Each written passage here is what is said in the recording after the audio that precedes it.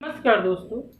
संतान उत्पत्ति के लिए कुंडली में किस प्रकार योग देखा जाता है कि इस जातक का संतान होगा या नहीं होगा, या होने की संभावना नहीं है या है। तो इस तरह जातक और जातिका के कुंडली में हम देख सकते हैं। पुरुष की कुंडली में बीज स्फुट देखा जाता है और महिला की कुंडली में क्षेत्र स्फुट देखा जाता है। बीज स्फुट को 3 ग्रह देखे जाते हैं, गुरु, शुक्र और सूर्य। गुरु संतान उत्पत्ति के कारक होते हैं, शुक्र जो होते हैं वीर्य के कारक होते हैं, और सूर्य पिता का कारक, पितृत्व का कारक, ऊर्जा का कारक होता है। दोस्तों, इन तीनों ग्रहों के राशि, डिग्री, मिनट और सेकंड को ऐड करके जो रिजल्ट बनता है, उस रिजल्ट को हम लोग लग्न चार्ट और नवमांश चार्ट में देखते हैं। यदि पुरुष कुंडली में बीज स्फुट लग्न चार्ट में यदि सम राशि में हो, सम राशि का मतलब है कि 2, 4, 6, 8, 10, 12 सम राशि में हो, तो संतान की उत्पत्ति की संभावनाएं बहुत कम हो जाती है।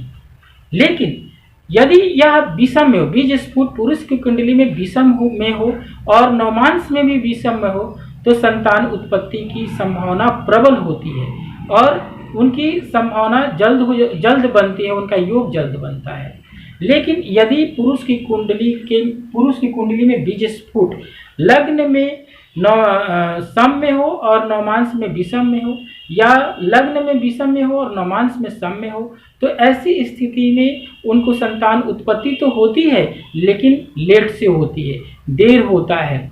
उसी तरह स्त्री की कुंडली में, महिला की कुंडली में देखेंगे क्षेत्र स्फुट। क्षेत्र स्फुट में 3 ग्रह इंपॉर्टेंट होते हैं, गुरु, मंगल और चंद्र।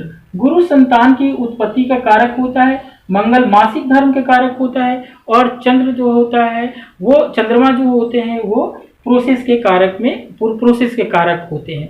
तो स्त्री के कुंडली में क्षेत्र स्फुट देखेंगे। क्षेत्र स्फुट में इन जातिका की कुंडली में यदि क्षेत्र स्फुट सम राशि में हो, यानी कि लग्न चार्ट और नवमांश चार्ट दोनों में सम राशि में हो, तो संतान की उत्पत्ति की संभावना बहुत ज़्यादा होती है, प्रबल होती है।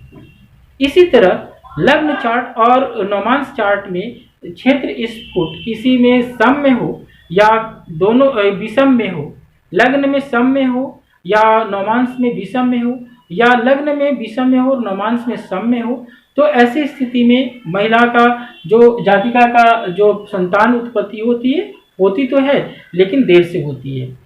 और इनकी जातिका की कुंडली में यदि लग्न चार्ट और नवमांश चार्ट दोनों में ही सम राशि में हो क्षेत्र स्फुट, तो संतान की उत्पत्ति की संभावनाएं बहुत कम होती है, बहुत क्षीण होती है। तब कुंडली में हम इस तरह योग देखकर हम जान सकते हैं कि संतान उत्पत्ति की संभावनाएं कितनी होती है। ये हमारे शास्त्रों में इस तरह का वर्णन किया गया है।